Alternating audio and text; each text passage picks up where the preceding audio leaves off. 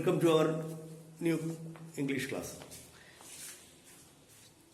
കഴിഞ്ഞ ദിവസം നമ്മൾ അതിലെ മൈ മിസ്റ്റീരിയസ് പിക്ചർ ഒരു പാരഗ്രാഫ് നമ്മൾ പഠിപ്പിച്ചു. അപ്പം അതിൻ്റെ അവസാനം നമ്മൾ കണ്ടത്, hey there you fellow on the doggy, we don't allow any offers here, you and your doggy already look like skeletons. അതാണ് നമ്മൾ കണ്ടത്. സെക്കൻഡ് പാരഗ്രാഫിലോട്ട് നമ്മൾ കടക്കുകയാണ്.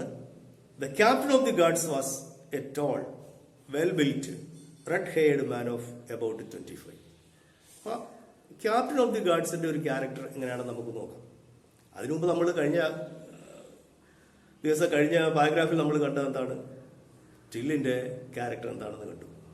ഇനി നമ്മൾ ക്യാപ്റ്റന്റെ ക്യാരക്ടർ എന്താണെന്ന് നോക്കാം. The captain of the guards was a tall. Tall എന്ന് പറഞ്ഞാൽ എന്താണ്? പൊക്കമുള്ള, വെൽ ബിൽറ്റ്, നല്ല ഉറച്ച ശരീരം ഉള്ള ആളിനെയാണ് നമുക്ക് വെൽ ബിൽറ്റ് എന്ന് പറയുന്നത്. Red haired man of about 25. ആ ഒറ്റ വാചകത്തിൽ തന്നെ അയാളുടെ 3-4 സവിശേഷതകൾ ഇവിടെ കാണാം നമുക്ക്. എന്തൊക്കെയത്? Captain of the guards was a tall, ആദ്യത്തത്. വെൽ ബിൽറ്റ്, റെഡ് ഹെയർഡ്, വീണ്ടും ഉണ്ട് മാൻ ഓഫ് അബൌട്ട് 25. അദ്ദേഹത്തിന്റെ പ്രായവും അവിടെ പറയുന്നുണ്ട്. അപ്പോൾ ഒരു 3-4 കാര്യം ഒരേ വാചകത്തിൽ തന്നെ അവിടെ ഉൾക്കൊള്ളിച്ചിരിക്കുന്നത് ശ്രദ്ധിച്ചാൽ നിങ്ങൾ. The captain of the guards was a tall, well built, red haired, നല്ല ചുവന്ന മുടിയുള്ള ആൾ. അത് പാശ്ചാത്യരുടെ ഒരു രീതിയാണ്, ചുവപ്പ് മുടി, ചെമ്പമുടി. അപ്പോൾ പിന്നെ അദ്ദേഹത്തിന്റെ പ്രായവും കൂടെ കൊടുത്തിട്ടുണ്ട്. എത്ര വയസ്സ് പ്രായം? 25 വയസ്സ് പ്രായം. The captain of the guards was a tall, well built, red haired man of about 25. അടുത്ത പ്രത്യേകത നോക്കിയിട്ട്, he was handsomely dressed in his gold braided uniform. ഉണ്ടോ? സ്വർണം പതിച്ച എന്ന് പറഞ്ഞാൽ അതിന്റെ ബക്കിൾസും അങ്ങനെയൊക്കെയുള്ള കാര്യം, ബട്ടൺസും ഒക്കെ നല്ല സ്വർണം പോലെ തിളങ്ങുന്നതാണ്, സ്വർണം പതിച്ച. അങ്ങനെയുള്ള ഒരു യൂണിഫോമാണ് അദ്ദേഹം ധരിച്ചിരിക്കുന്നത്. അത് വളരെ ഹാൻഡ്സംലി ഡ്രസ്ഡ്. ഹാൻഡ്സംലി എന്ന് വെച്ചാൽ എന്താ? ആ യൂണിഫോമിൽ അയാളെ കണ്ടാൽ എങ്ങനെ തോന്നും? വളരെ സുന്ദരനായിട്ട് തോന്നും. അങ്ങനെ ഹി വാസ് ഹാൻഡ്സംലി ഡ്രസ്ഡ്. ആര് കണ്ടാലും ഒരു അട്രാക്റ്റീവ് ഡ്രസ്സാണ് അദ്ദേഹത്തിന്. ഹാൻഡ്സംലി ഡ്രസ്ഡ് ആണ്. അപ്പൊ അത് എങ്ങനെ? ആ വസ്ത്രത്തിൽ, കാരണം ഒരു യൂണിഫോം ധരിച്ച ഒരു പോലീസ് ഉദ്യോഗസ്ഥനോ അല്ലെങ്കിൽ ഒരു ക്യാപ്റ്റൻ ഓഫ് ദി ഗാർഡ്സോ ഒരു പട്ടാളക്കാരനോ ഒക്കെ നമുക്കറിയാം, യൂണിഫോം ഒക്കെ ധരിച്ചിരിക്കുമ്പോൾ പ്രത്യേക ഒരു പ്രൗഢി ഉണ്ടെന്ന്, അല്ലേ? അപ്പൊ അതേപോലെ ആ യൂണിഫോം നിൽക്കുമ്പോൾ അദ്ദേഹത്തെ കാണാൻ വളരെ ഭംഗിയുള്ള ആളാണ്. He was handsomely dressed in his gold braided uniform. Till looked at him coolly. അപ്പൊ ഇതൊക്കെ കണ്ടൊന്നും നമ്മുടെ ടെല്ല് പേടിച്ചൊന്നുമില്ല. കൂളായിട്ട് അദ്ദേഹത്തെ നോക്കി. ആ നോക്കാൻ കാര്യം എന്താ? നേരത്തെ പറഞ്ഞൊരു വാചകമുണ്ടല്ലോ, hey there you fellow on the doggy, we don't allow any offers here എന്ന് പറഞ്ഞ കാര്യം ഓർമ്മയുണ്ടല്ലോ. അതുകൊണ്ടാണ് ഇതൊന്നും എത്രയോ കൊട്ടാരങ്ങൾ നമ്മൾ കണ്ടു. എത്ര കൊട്ടാരം കണ്ടു. കാരണം എന്താ? Till in his course of his wanderings from court to court rode to the palace of the archduke of Battenberg on his donkey എന്ന് നമ്മൾ ആദ്യത്തെ ലൈനകത്ത് കണ്ടു. കാരണം ഒരുപാട് കൊട്ടാരങ്ങളൊക്കെ കണ്ടിട്ടുള്ള ആളാണ്. അപ്പൊ അതൊന്നും അങ്ങനെ എത്ര കാവൽക്കാരെ കണ്ടു, എത്ര ഉദ്യോഗസ്ഥന്മാരെ കണ്ടിട്ടുള്ള ആളാ ടില്ല്. അപ്പൊ അതുകൊണ്ട് അദ്ദേഹത്തിന്റെ ആ പറച്ചിലൊന്നും അയാൾ വലുതായിട്ട് ബാധിച്ചില്ല. Till looked at him coolly. എങ്ങനെ നോക്കി? വളരെ കൂളായിട്ട്. And then dismounted from his dog. എന്നിട്ട് എന്ത് ചെയ്തു? ഡിസ്മൗണ്ടഡ്. മൗണ്ടഡ് എന്ന് പറഞ്ഞാൽ എന്താ? കയറിയത്. ഡിസ്മൗണ്ടഡോ? ഇറങ്ങി. എവിടുന്ന് ഇറങ്ങി? Dismounted from his donkey. കഴുതയുടെ പുറത്തുനിന്ന് ഇറങ്ങി. He bowed low and said. എന്നിട്ട് അയാളൊന്ന് വണങ്ങി. ആരെയാ വണങ്ങിയത്? ക്യാപ്റ്റൻ ഓഫ് ദി ഗാർഡ്സിനെ. ക്യാപ്റ്റൻ ഓഫ് ദി ഗാർഡ്സിനെ ഒന്ന് വണങ്ങി. ബോവ്ഡ് ലോ. ബോവ്ഡ് എന്ന് വെച്ചാൽ നമുക്കറിയാം തല കുനിക്കാണ്, വണങ്ങുന്നത്. ഹി ബോവ്ഡ് ലോ, ഒന്ന് തല വണങ്ങിയിട്ട്, ആൻഡ് സെറ്റ്, എന്നിട്ട് ഇപ്രകാരം പറഞ്ഞു, may God bless you sir.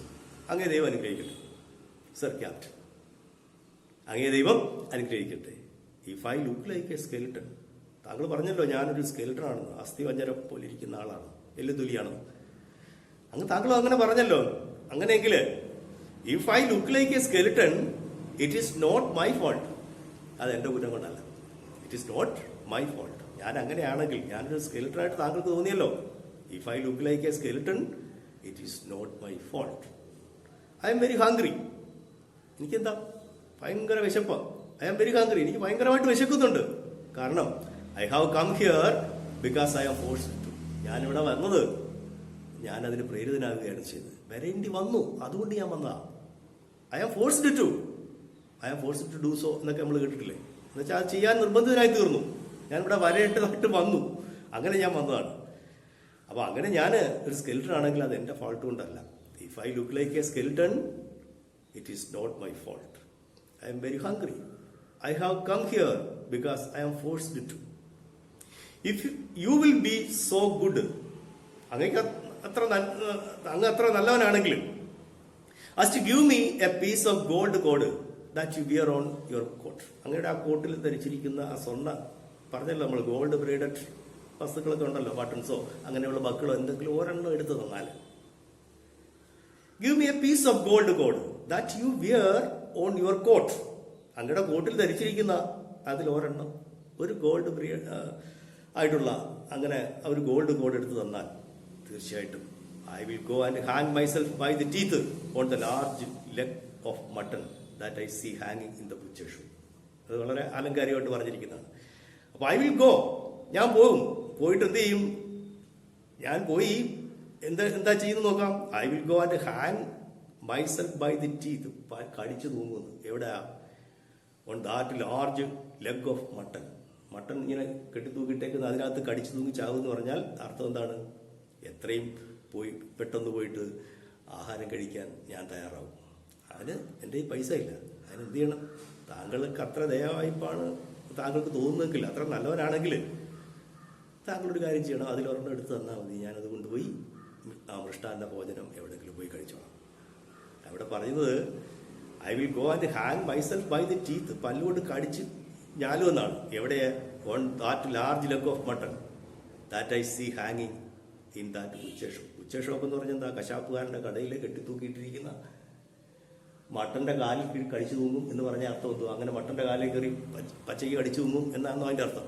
അല്ല, അതൊരു ഫിഗറേറ്റീവ് ലാംഗ്വേജാണ്. തീർച്ചയായിട്ടും ആലങ്കാരിക ഭാഷയാണ്. അപ്പൊ പോയി എന്താ അതിന്റെ അർത്ഥം എന്താണ്? ആക്ച്വൽ മീനിങ് എന്താണ്? ഞാൻ പോയി മൃഷ്ടാന്നമായിട്ട് ഭക്ഷണം കഴിക്കും. അതിന് എന്ത് ചെയ്യണം?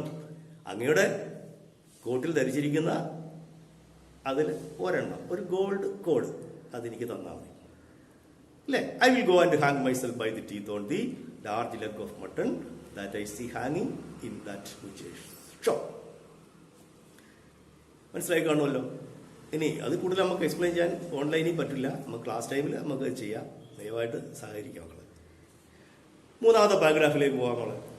നോക്കാം. The captain was playing a game of chess with another officer. അപ്പം ഞാൻ വന്ന സമയത്ത് ക്യാപ്റ്റൻ, അവർക്ക് വേറെ പണിയൊന്നുമില്ലല്ലോ, ആരെങ്കിലും വരുമ്പോൾ മാത്രം ശ്രദ്ധിക്കുക. The captain of the guard was playing a game of chess with another officer. മറ്റൊരു ഓഫീസറുമായിട്ട് ഞാൻ വന്നപ്പോൾ ചെസ് കളിച്ചുകൊണ്ടിരിക്കുകയായിരുന്നു. He looked curiously at me. The captain was playing a game of chess with another officer. Another officer മറ്റൊരു ഓഫീസറുമായിട്ട് എന്ത് ചെയ്യുകയായിരുന്നു? Chess കളിക്കുകയായിരുന്നു. ചതുരംഗം കളിച്ചുകൊണ്ടിരിക്കുകയാണ്. അദ്ദേഹം വന്നപ്പോൾ he looked curiously at me. ചോദിച്ചു, എവിടെ നിന്ന് വരും? He looked curiously at me. എന്നിട്ട് ചോദിക്കുകയാണ്, where do you come from? എവിടെ നിന്നാണ്? Where do you come from? എവിടെ നിന്ന് വരുന്നു എന്ന് ചോദിച്ചപ്പോൾ ഹി ആസ്ക്ഡ്. അന്നേരം അതിന് മറുപടിയായിട്ട് ടിൽ എന്താ പറഞ്ഞത്? From Flanders. എവിടെ നിന്ന് വരുന്നു എന്ന് ചോദിക്കുമ്പോൾ അർത്ഥം എന്താ? അതിന്റെ അർത്ഥം എന്താ? നമ്മൾ പറയേണ്ടത് എന്താ? നമ്മൾ വന്ന സ്ഥലമാണ്. അപ്പോൾ ടിൽ വന്നത് എവിടെ നിന്നാണ്? From Flanders. ഫ്ലാൻഡേഴ്സിൽ നിന്നാണ് ഞാൻ വന്നത്. Replied Till. What do you want? നിനക്ക് എന്ത് വേണം? എന്തിനാ ഇവിടെ വന്നേ? അർത്ഥത്തിലാണ് ചോദിക്കുന്നത്. What do you want? അങ്ങനെയാണെങ്കിൽ എന്ത് വേണം? What do you want? അപ്പോൾ അതിന്റെ മറുപടിയായിട്ട് ടിൽ എന്ത് പറഞ്ഞു നോക്കാം. I should like to show his highness the archduke one of my paintings. I am a painter. ഞാനൊരു ചിത്രകാരനാണ്. ഞാൻ അദ്ദേഹത്തെ, ആർച്ച് ഡ്യൂക്കിന്റെ മുഖം കാണിക്കാൻ വന്നത്. അദ്ദേഹത്തെ ഞാൻ വരച്ച ഒരു ചിത്രം കാണിക്കണം. I should like to show.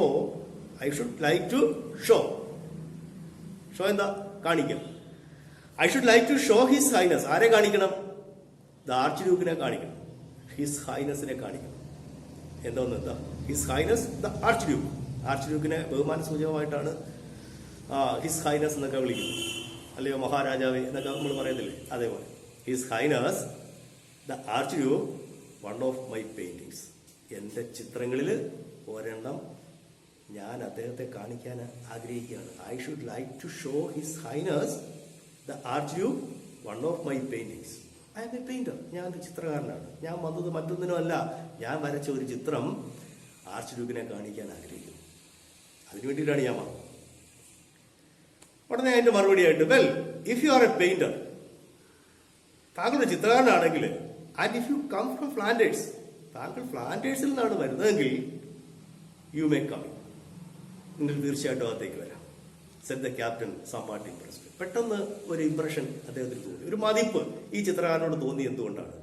ഫ്ലാൻഡേഴ്സിൽ നിന്നാണ് വരുന്നത് എന്ന് പറഞ്ഞപ്പോഴാണ് ഈ ക്യാപ്റ്റൻ ഓഫ് ദി ഗാർഡ്സിന് അദ്ദേഹത്തോടൊരു മതിപ്പ് തോന്നിയത്. അതിന്റെ കാര്യം എന്താ? അത് നമുക്ക് നോക്കാം. അപ്പൊ നിങ്ങൾ ഫ്ലാൻഡേഴ്സിൽ നിന്നാണ് വരുന്നതെങ്കിൽ, നിങ്ങൾ ചിത്രകാരനാണെങ്കിൽ തീർച്ചയായിട്ടും നിങ്ങൾക്ക് അകത്തേക്ക് വരാം. Well, if you are a painter and if you come from Flanders, you may come in, said the captain somewhat impressed. എന്തോ ഒരു അല്പം ഒരു മതിപ്പ് അദ്ദേഹത്തോട് തോന്നി. ഒരു ചിത്രകാരനാണ് വന്നിരിക്കുന്നത്. ആള് സ്കെലിട്ടൺ ആണ്. അയാളെ വന്നിരിക്കുന്ന കഴുതയും സ്കെലിട്ടൺ ആണ്.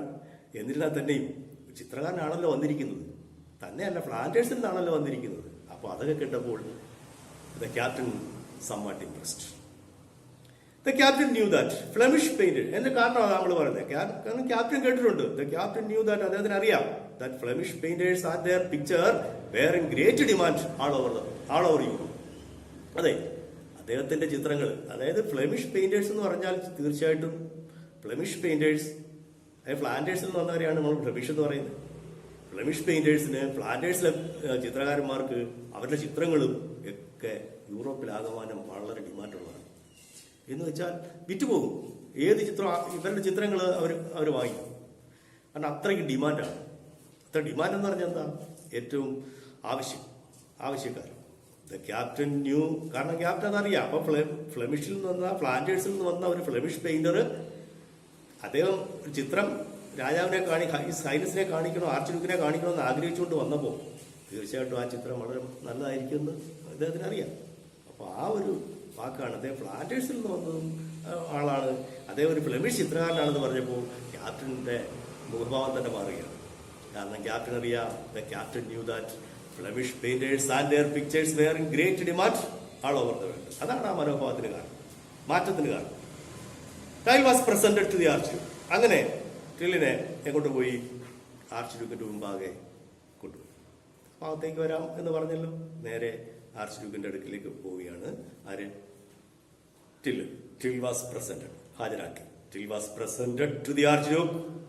അവിടെ ചെന്നപ്പോ ആർച്ച്ഡ്യൂക്കിന്റെ മുമ്പാകെ ഇപ്പോൾ ആരെത്തി നിൽക്കുന്നു?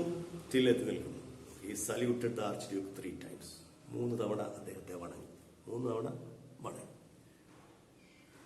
He saluted the archduke, salute ചെയ്തു 3 times and stood before him with his head board. തല ഉനിച്ച് സല്യൂട്ട് ചെയ്തിട്ട്, 3 തവണ സല്യൂട്ട് ചെയ്തിട്ട് അദ്ദേഹത്തിന്റെ മുന്നിൽ ഇങ്ങനെ തല ഉനിച്ച് നിൽക്കുകയാണ്. May your highness pardon me for my rashness in thinking that one of my paintings will please your highness. അങ്ങേക്ക് ഞാൻ വരച്ച ഒരു ചിത്രം ഇഷ്ടപ്പെട്ടു പോയി എന്ന് ഞാൻ തിടുക്കത്തിൽ അങ്ങ് പറയാം. അങ്ങനെ ഞാൻ അങ്ങനെ ചിന്തിച്ചു പോയെങ്കിൽ അങ്ങ് എന്നോട് ക്ഷമിക്കണം. May your highness pardon me. അങ്ങ് എന്നോട് ക്ഷമിക്കണം. എന്തിനാ? For my rashness. തിടുക്കമായി പോയി. ഞാൻ തിടുക്കത്തിലാണ് വന്നത്. എങ്ങനെ? In thinking that one of my paintings will please your highness. ഞാൻ വരച്ച ചിത്രങ്ങളിലൊന്ന് അദ്ദേഹം അങ്ങേക്ക് ഇഷ്ടപ്പെടുമെന്ന് ഞാൻ അങ്ങനെ ചിന്തിച്ചു പോയെങ്കിൽ അങ്ങ് എന്നോട് ക്ഷമിക്കണം. I have brought a picture of our lady. ഞാനൊരു ചിത്രമായിട്ടാണ് വന്നിരിക്കുന്നത്, സ്പെഷ്യലായിട്ട് വരച്ചതാണ്. ഐ ഹാവ് ബ്രോട്ട് എന്ന് വെച്ചാൽ എന്താ? ബ്രിങ്, അതിന്റെ പാസ്റ്റൻസ് ആണ് ബ്രോട്ട്. കൊണ്ടുവന്നു. ഇവിടെ brought. I have brought a picture of our Lady the Virgin. ഞാൻ ഒരു ചിത്രം വരച്ചിട്ടുണ്ട്, കന്യാമറിയത്തിന്റെ ഒരു ചിത്രമാണ്. അവർ ലേഡി ദ വെർജിൻ മേരിയുടെ, ഇൻ ഹർ റോയൽ റോബ്സ്. രാജകീയ വസ്ത്രങ്ങളൊക്കെ ധരിച്ചു നിൽക്കുന്ന കന്യാമറിയത്തിന്റെ ഒരു ചിത്രം ഞാൻ കൊണ്ടുവന്നിട്ടുണ്ട്. അപ്പം I have painted it specially. കാരണം രാജാവിന് വേണ്ടി, ആർച്ച്ഡ്യൂക്കിന് വേണ്ടി കാഴ്ചവെക്കാൻ വേണ്ടി കൊണ്ടുവരുന്നതല്ലേ. അപ്പൊ അത് പ്രത്യേക ശ്രദ്ധ കൊടുത്ത് വരച്ചത്. I have painted it specially so that I might have late at your noble feet. അങ്ങയുടെ മഹനീയമായ തൃപ്പാദത്തിങ്കൽ വെക്കാൻ വേണ്ടി ഞാൻ കൊണ്ടുവന്ന ആ ചിത്രം ഞാൻ വളരെ ശ്രദ്ധയോടെ വരച്ചതാണ്. ഐ ഹാവ് പെയിന്റഡ് ഇറ്റ് സ്പെഷ്യലായിട്ട് വേണ്ടി അങ്ങേക്ക്, പ്രത്യേകിച്ചും അങ്ങേക്ക് കാഴ്ചവെക്കാൻ വേണ്ടി വളരെയധികം ശ്രദ്ധ കൊടുത്ത് വരച്ച ചിത്രമാണ്. I have painted it specially so that, എന്തുകൊണ്ടാ?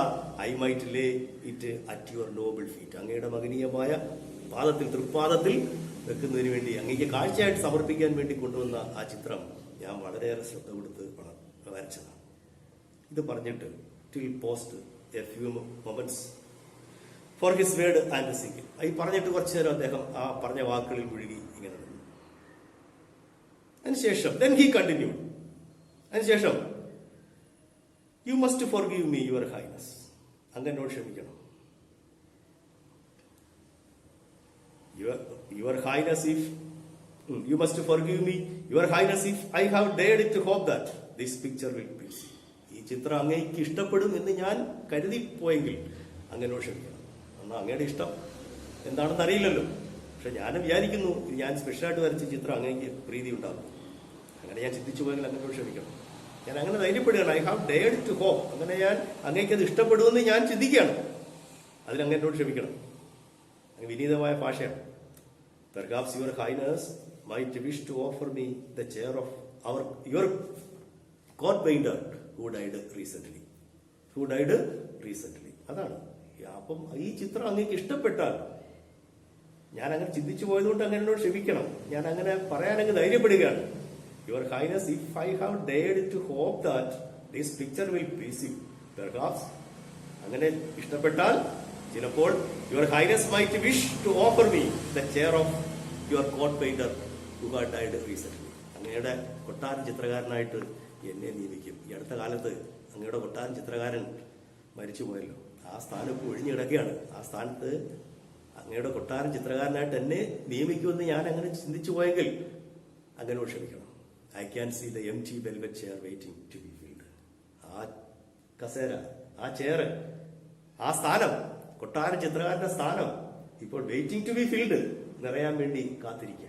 ആരെങ്കിലും ആ സ്ഥാനത്തിരിക്കണം. ഇപ്പൊ അന്നേരം ആരില്ല, കൊട്ടാര ചിത്രകാരനില്ല. കാരണം എന്താ? Who had died recent. അടുത്ത കാലത്ത് അദ്ദേഹം മരിച്ചുപോയി. അപ്പൊ അങ്ങനെ ഒരു പോസ്റ്റ് അവിടെ ഉണ്ട്. ഈ ചിത്രം അങ്ങേക്ക് ഇഷ്ടപ്പെട്ടാൽ എന്നെ ആ സ്ഥാനത്ത് നിയമിക്കണം. ആരായിട്ട് നിയമിക്കണം? കൊട്ടാരം ചിത്രകാരനായിട്ട് നിയമിക്കണം. അപ്പൊ നമ്മൾ ഇവിടെ ഈ ഭാഗം നിർത്തുകയാണ്. ഈ ഭാഗം അപ്പൊ ഇതുവരെയുള്ള 1-2 ക്വസ്റ്റ്യൻ ആൻസർ നമ്മൾ ബോർഡിൽ എഴുതിയിട്ടുണ്ട്. അത് നിങ്ങൾ പഠിക്കുക. 3 ക്വസ്റ്റ്യൻ ആൻസർ എഴുതിയിട്ടുണ്ട്. അതിന്റെ ചോദ്യം സൈഡിൽ തന്നെ കൊടുത്തിട്ടുണ്ട്. നിങ്ങൾ അത് ശ്രദ്ധിക്കുക. അപ്പോൾ first question, where do the events narrated in the story take place? Where do the events narrated in the story take place? അതാണ്. എവിടെയാണ് ഈ പറയപ്പെട്ട സംഭവം നടന്നത്? Where do the events narrated in the story take place? ഈ story പറഞ്ഞിരിക്കുന്ന, ഈ കഥയിൽ പറഞ്ഞിരിക്കുന്ന കാര്യം എവിടെയാണ് നടന്നത്? The events narrated in the story take place in the palace of the Archduke of Battenberg. ബാറ്റൻബർഗിലെ ആർച്ച്ഡ്യൂക്കിന്റെ കൊട്ടാരത്തിലാണ് ഈ പറയപ്പെട്ട സംഭവങ്ങൾ നടന്നിരിക്കുന്നത്. വളരെ സിമ്പിൾ ആയിട്ട് നമുക്കറിയാം. അതിനകത്ത് കിടപ്പുണ്ട്. the palace of the Archduke of Battenberg on his donkey എന്ന ഫസ്റ്റ് പാരഗ്രാഫിൽ കിടക്കും. അപ്പൊ അത് കണ്ടുപിടിച്ച് നിങ്ങൾ തന്നെ ചെയ്യേണ്ടതായിരുന്നു. 8ാം ക്ലാസ് ആയതുകൊണ്ട് അങ്ങനെ ചെയ്തിട്ടുണ്ട് നിങ്ങൾ സ്കൂളുകളിൽ. ആദ്യത്തേതായത് നമ്മൾ പറഞ്ഞിരുന്നു. പിന്നീട് നിങ്ങൾ ഒരു ക്വസ്റ്റ്യൻ മാത്രം തരും, അതിന് ആൻസർ കണ്ടുപിടിച്ച് എഴുതി പരിശീലിക്കാനാണ് ശ്രമിക്കുന്നത്. അപ്പോൾ ആദ്യത്തെ ക്വസ്റ്റ്യൻ എന്താണ്? First question, where do the events narrated in the story take place? The events narrated in the story take place in the palace of the Archduke of Battenberg. Second question നോക്കിയാണ്, mention the 2 central characters you identify at this point. ഈ സമയത്ത് നമ്മൾ കണ്ട 2 character, ആദ്യത്തെ ബയോഗ്രാഫിൽ കണ്ട 2 characters ആരൊക്കെയാണ്? നമുക്കറിയാം. ടില്ലും ക്യാപ്റ്റൻ ഓഫ് ദി ഗാർഡ്സ്. ഇവർ രണ്ടുപേരല്ലേ? Till and the captain of the guards are the 2 central characters at this point. അല്ലെ? ആദ്യത്തെ ബയോഗ്രാഫിൽ നമ്മൾ കണ്ടു. പിന്നീട് നമ്മൾ വരുമ്പോഴാണ് ആർച്ച്ഡ്യൂക്കിനെ കാണുന്നത്. അതല്ല ആദ്യത്തെ ബയോഗ്രാഫി. ആദ്യത്തെ ബയോഗ്രാഫിൽ ബേസ് ചെയ്തിട്ടുള്ള ക്വസ്റ്റ്യൻ ആണ് ഇത്. അപ്പോൾ till and the captain of the guards are the 2 central characters at this point. And the third question, what do you understand about the character of Till? ഞാൻ ഇവിടെ എഴുതിയിട്ടില്ല, ടെക്സ്റ്റിലുള്ളത് കൊണ്ടാണ്. What do you understand about the character of Till? What do you understand about the character of Till എന്ന് വെച്ചാൽ നിങ്ങൾ എന്ത് മനസ്സിലാക്കി ടില്ലിന്റെ സ്വഭാവത്തെ കുറിച്ച്? Is he a serious man? വളരെ ഗൗരവക്കാരനായ ഒരു മനുഷ്യനാണോ അയാൾ? Or with a sense of humor? Sense of humour ഉള്ള ആളാണ്. സീരിയസ് ആയിട്ടുള്ള ആളാണോ അതോ സെൻസ് ഓഫ് ഹ്യൂമർ ഉള്ള ആളാണോ? How do you know this? നിങ്ങൾക്കത് എങ്ങനെയാണ്? അതിന്റെ പരാമർശം അവിടെ കൊടുത്തത് നമുക്കറിയാം. ടൈൽ എന്ന് പറയുന്ന ആള് തീർച്ചയായിട്ടും ടിൽ എങ്ങനെയായിരുന്നു? Till is a wanderer by nature. പ്രകൃതി തന്നെ ഒരു വാണ്ടറായിരുന്നു. അതിന്റെ ആദ്യത്തെ പാരഗ്രാഫിൽ നമ്മൾ കണ്ടു എന്തോന്ന്? Till in the course of his wanderings from court to court. Wanderings from court to court. അപ്പൊ എന്ത് മനസ്സിലായി? Till is a wanderer by nature. He is not a serious man. അല്ലേ?